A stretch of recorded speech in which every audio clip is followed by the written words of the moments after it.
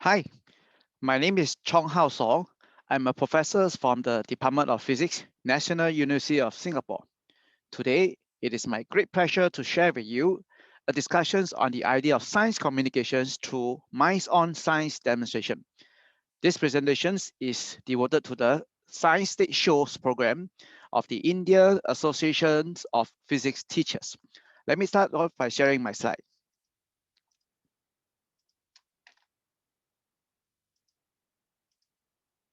The title of my presentations today is Science Communications Through Minds-on Science Demonstration. As mentioned, my name is Chorng, or we call it Chorng. I'm currently the head of Department of Physics, National University of Singapore. Perhaps a bit of a quick introductions about myself. I graduated from National University of Singapore with a physics degree, and then I completed my master degree, and then went on to University of Chicago for my PhD. Upon completion of my PhD, I did not return to Singapore directly. I went to a place called Bell Lab for my postdoctoral training. After 2 more years at Bell Lab, and I returned to National University of Singapore, become assistant professor, associate professor, and now a full professor. My area of research is in the area of nanoscience, microsphere, carbon nanotubes, DNA, nanowires, so on and so forth. But today I want to share with you a very great passion of mine, which is science communications through minds-on science demonstration. First, let me discuss why demo. What are some of the pedagogy advantages of using demonstration in class? For example, if you use demonstrations in the class, you can engage the minds of the students to perceive, filter, and transform sensory data into concepts and models. Obviously, demonstration can stimulate the students' interest, teach them to observe, illustrate principle, and make students think. Demonstration are therefore very powerful means of activating students' interest, focusing attention, and of course, we hope that it initiate learning. And demonstration assists students in forming a mental image because sometimes teaching physics, the physics concept can be abstract, but showing them a phenomenon allow them to link directly the physics formula to a phenomenon which they can explain and later predict what's going to happen in future further experiment. Okay, so this is really impactful. So for example, Philip Morrison says, demonstration can break the standard model of learning physics to employ humor, playfulness, inventions in teaching physics go beyond just verbal and formulas learning, and it can even reach out to the non-physics trained audience. We really want to acknowledge the students' active role in learning and challenge their mental framework because they are constantly constructing models, theories to explain what they have seen. So this particular acknowledgements of their role in learning is very, very important. Studies shown that the opportunities for students to experience and explore a phenomenon leave them with an inquiry mind about the topic discussed. So if you are a teacher and you're interested in trying to find out articles about science demonstration, in fact, there are quite a number of articles published talking about the science and arts of science demonstrations. So a lot of people, a lot of scientists, pedagogy developer, educator develop ideas and they share the ideas with the rest of the world. Then we can learn from them. For example, this work by Sokolov and Thornton, they talk about the fact that they conducted pedagogy research and found that introducing interactive demonstrations in the lectures really create an active learning environment, and students, they do perform better with this active interactive lecture demonstration. So I'm going to show you some, two examples in this short video. Hopefully that you can relate to the ideas of using demonstration and more importantly, the minds-on aspect. So how do we use demonstration to bring out learning among the students? Okay, a lot of engagement, a lot of involvement will be utilized. So the first example that I'm going to use is this very classical balancing bird. This is a toy bird. Okay, let me show you the demonstration. So here it is. Okay, so this is a simple bird. I think you probably can buy this from the toy shop, okay? And then you might have different variation of this. See what happened when I take a finger and then balance it on the beak of this bird. Just put it below. 1, 2, 3. Ta-da! The bird balances nicely on the tip of my finger. Okay, so this is when we can introduce to the students the idea of the center of mass, the distributions of the structures of this particular construct in such a way that the center of mass of this particular bird, the center of gravity, is somewhere near the beaks of the bird, it's very slightly below. So if I put my finger here, it is able to provide a counter force that can balance the weight of the bird, and it floats nicely, it will balance nicely on my finger. Okay. So now, after a demonstration like this, it's always good to think about, is there any way we can challenge the students further? Okay, so now I'm going to do an experiment like this. So I'm going to take my finger, okay, and then I'm going to take this bird. However, I'm going to turn the bird upside down. And now I'm going to support the bird at this the head. Okay, so at the positions of the head of the bird here. So what I'm going to do is that I'm going to let go of my right hand. What do you think will happen? So this is part of the minds-on demonstration. You see that I do not show you immediately. I give you questions and I let you think about it, and then I lead you to commit to an answer. So now let me share my slide.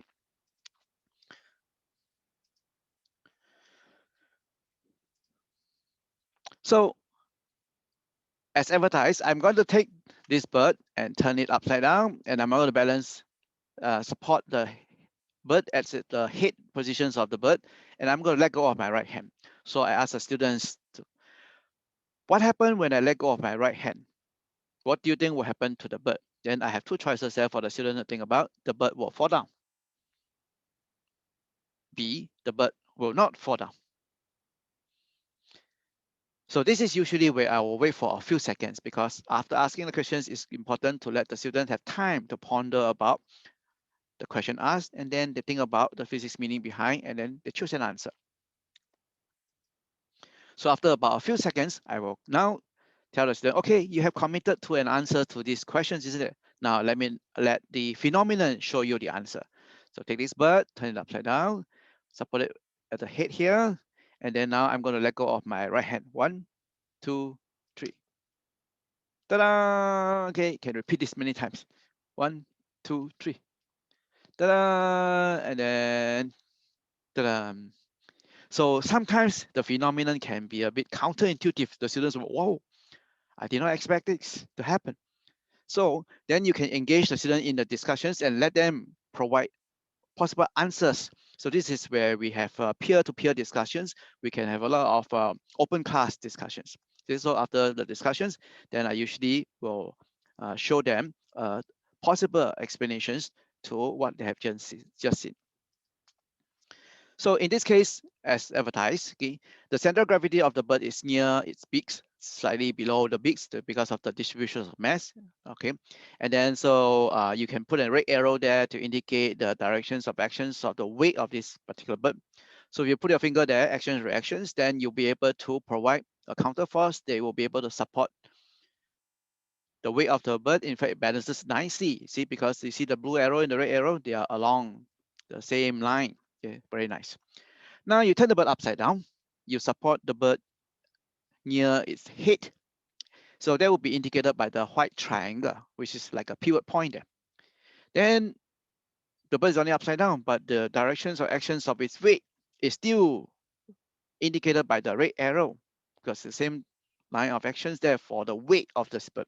So you look at this particular picture, immediately you can be convinced that, oh, the pivot point is not aligned with the red arrow. So if you let go of the hand which is holding the tail of this bird, what will happen? The weight, okay, will create a torque, okay, the rotating force, and cause the bird to flip over. Okay, so which is why now the students hopefully will be in a better insight in terms of why this bird, when I let go, it always just flip, and then you just repeat the experiment, put here, always works. Okay, good. Now let me go on to show you the second example. Second example is known as the Cartesian diver. This is a very classical and old demonstrations, okay? But I would like to introduce a new twist to show you something that's simple and exciting, okay? So for example, this is the pictures of the Cartesian diver. Let me go a bit further first, okay? Yeah. What is the purpose of the demonstrations of Cartesian diver? Well, the idea of this Cartesian diver is to illustrate to the students the law of buoyancy, Archimedes principles. It states that any body partially or completely submerged in a fluid is buoyant up by a force equal to the weight of the fluid displaced by the body. The weight of an object acts downward and the buoyant force provided by the displaced fluid acts upward. If these two forces are equal, then the object will float. Okay, so the Cartesian diver is a classic science experiment, okay, attributed to René Descartes, which uses to demonstrate this particular principle. You do not need very sophisticated instruments. You can just buy simple stuff. For example, this is a bottle of water, right? And then you see what is inside? It's just a packet of chili, right? Ketchup, chili, doesn't matter. Okay, so it's now floating nicely in this bottle of water. And now, watch what happened. 1, 2, 3.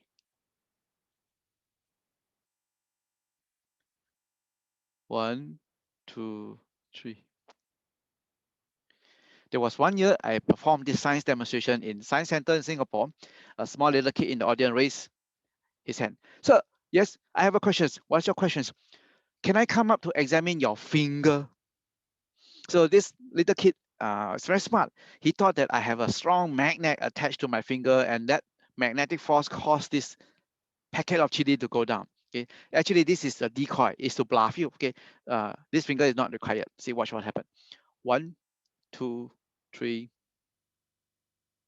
1, 2, 3. What did I do?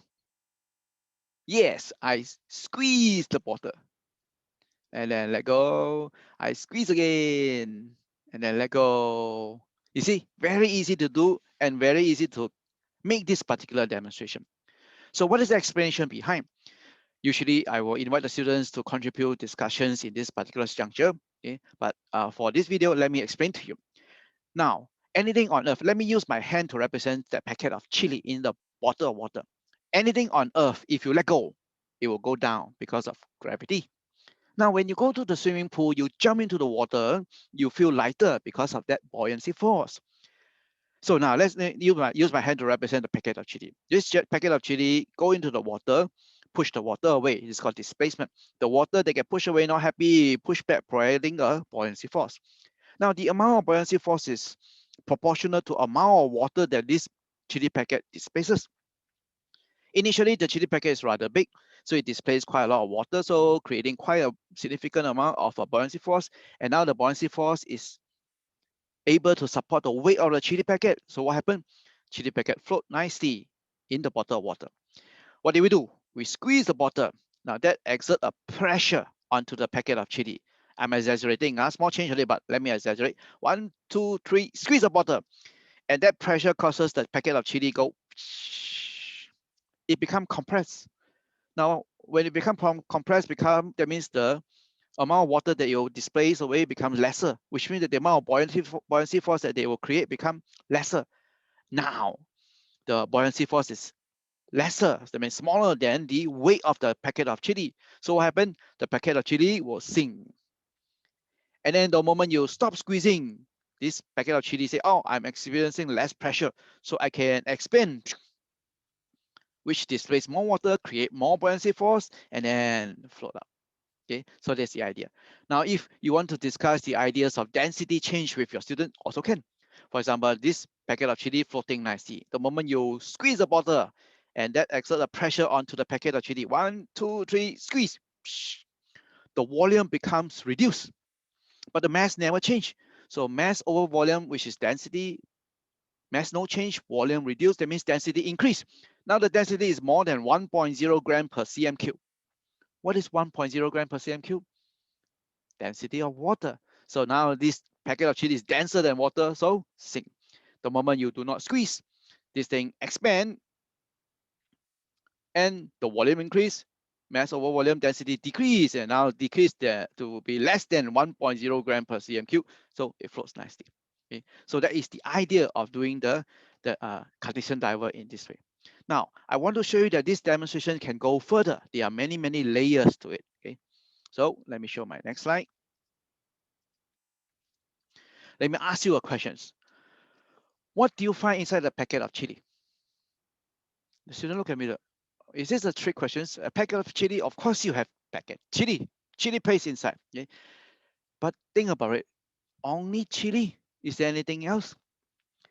The student think a bit, oh, this packet may not be fully filled with chili paste. Okay, there could be some air inside.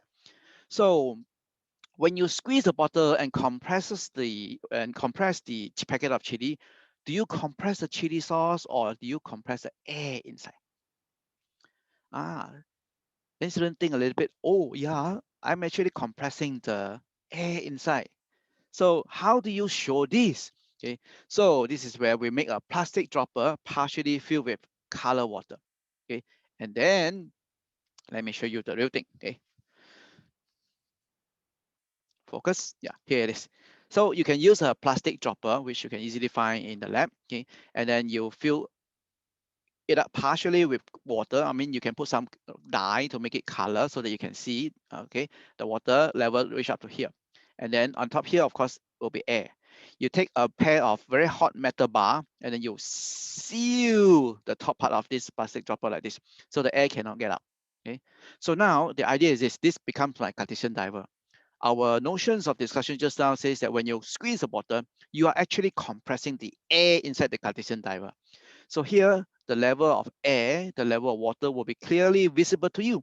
You can really tell what happened to the changes inside. So if you squeeze a bottle and the air become compressed, you will see the level of water here should go up. Okay. So here it is. This is another Cartesian diver mixed in a similar manner, and then you can clearly see the level of water inside the Cartesian diver. And I want you to pay attention to the level of water and when I squeeze this, okay? Ready? 1, 2, 3. Did you see that? Indeed, right? The level of water inside the Cartesian diver go beyond the black line because now the air become compressed. Now, if I stop the compression, 1, 2, 3. Did you see that? Okay, I can do one more time. The water level drops back down to the black line because now the thing is not compressed. Now, if I compress the air, 1, 2, 3. And then 1, 2, 3. Ta-da! So you get the idea. So the first demo on this Cartesian diver is to intrigue the student. The second one is to explain to them. The next one is to test their understanding. So let me share my slide again. So what happens when you squeeze a bottle with this plastic dropper as Cartesian diver? We all know that, oh, okay, the idea is this, right? When you squeeze it, the air inside become compressed. You can really see that the level of water inside the Cartesian diver will rise up. So usually we show a pictures to explain to the student what happened when we perform this particular demonstration. Then you want to test them whether they really understand. So here comes the pictures of two Cartesian diver, and you look at it. So what's the diff? Well, clearly, number one has more air, number three has more water. Okay, so when you squeeze the bottle, imagine these two Cartesian divers is inside the bottom. When you squeeze the bottle, which one will go down first? So let me stop share and then show you the item. Here it is. See, I have two Cartesian diver. This one has more water. This one has more air. So now then I ask the student questions. I'm going to squeeze a bottle, obviously. You have to decide what will happen to the Cartesian diver inside the bottle of water. So let me share screen. So again, this is whereby I will let the student have their moment to think. Okay. When I squeeze the bottle, what do you think will happen? So choice A, Cartesian diver 1 will go down first. Choice B, Cartesian diver 3 will go down first. Cartesian diver 1 and 3 will go down together at the same time. What is 1, 1 is 3? Let's go back. Refresh. So 1 has more air, 3 has more water. So you have to decide which one will go down first. And wait for a few seconds for the student to think. 1, 2, 3, 4, 5. Good. So now you have decided the choice, your choice of the answers. Okay. So now let me perform the experiment and let it show you the answer. Okay, so now again here, this one is the one with more air. This one is the one with more water. So that means this is number 1, this is number 3. Okay, ready? 1, 2, 3. Ta-da! And then this one will go down later, but I have to squeeze harder. Okay, and then let go. Okay. Ta-da! Okay, again, this one is more air, this one is more water. 1, 2, 3.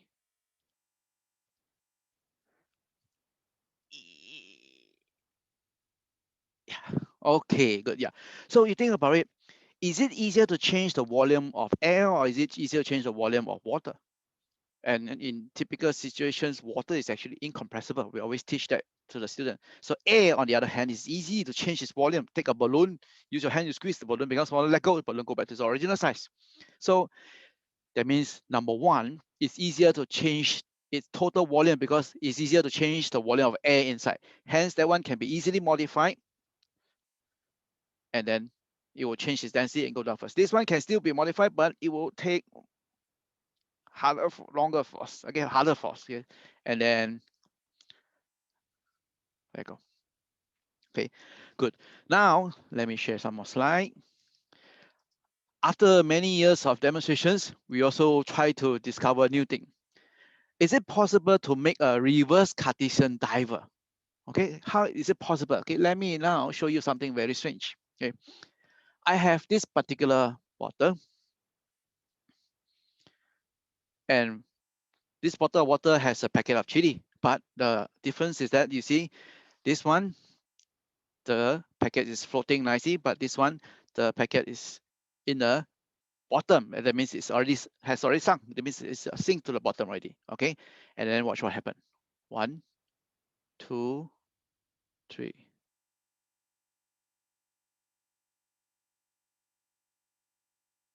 Wait a second. This is the reverse Cartesian diver, right? If I don't squeeze, it comes back down. But if I squeeze,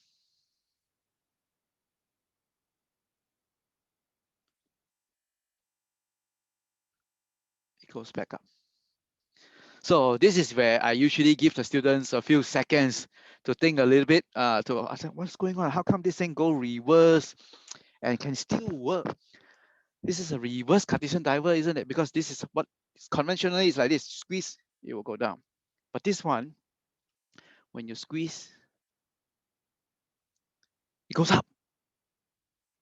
So what is going on now? So this is where there's a lot of discussions among the students. Or is it water inside? Do you put salt or whatever, the kind of thing? So, and I have got good time as discussing and explaining to the students, and they come up with answers and model. So after some time, then I will wrap up. Okay, so now I will show some slide. Okay, and then you can see some hint. What do you think is a key to the working of this reverse Cartesian diver? Is it the liquid inside the Cartesian diver, the shape of the bottle, or there's a magnet inside the Cartesian diver? So I give you a hint, the liquid inside is just water. So that already helps you to rule out A. And C is just a magnet inside Cartesian diver. That was just not true, right? I don't put magnet inside, this thing can still work. So the shape of the bottle is a very important element. Okay. What is the shape of this bottle? Okay, now let me take this bottle and this bottle. I show you the shape of the bottle, the cross-sectional shape. This is circle. This one is an oval shape. Aha, okay. So now let me use my hand to depict the oval shape. Oval shape, if you squeeze the oval shape from side, what happened to the oval shape? It will become like this, rounder, which means that if you squeeze the oval shape from the side, it becomes rounder. That means the pressure inside the bottle will become reduced. So that packet of chili say, oh, I'm experiencing less pressure now, which means the air inside can expand a little bit. So the packet of chili becomes bigger in volume, displays more water, and then creating more buoyancy force, and then that's why it floats up. The moment you don't squeeze it anymore on the side, okay, it goes back to the oval shape, and that exert a pressure, and then bring it back down. Okay, so you see that Okay, so let go down. And then if I squeeze from the side, 1, 2, 3.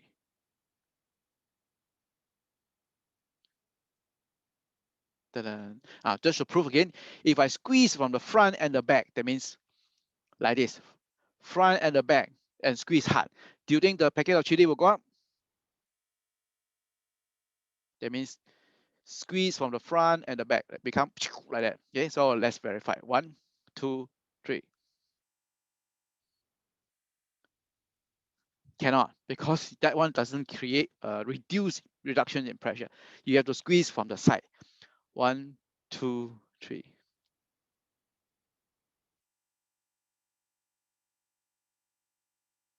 Ta-da! Okay, so let me show the slides. Okay.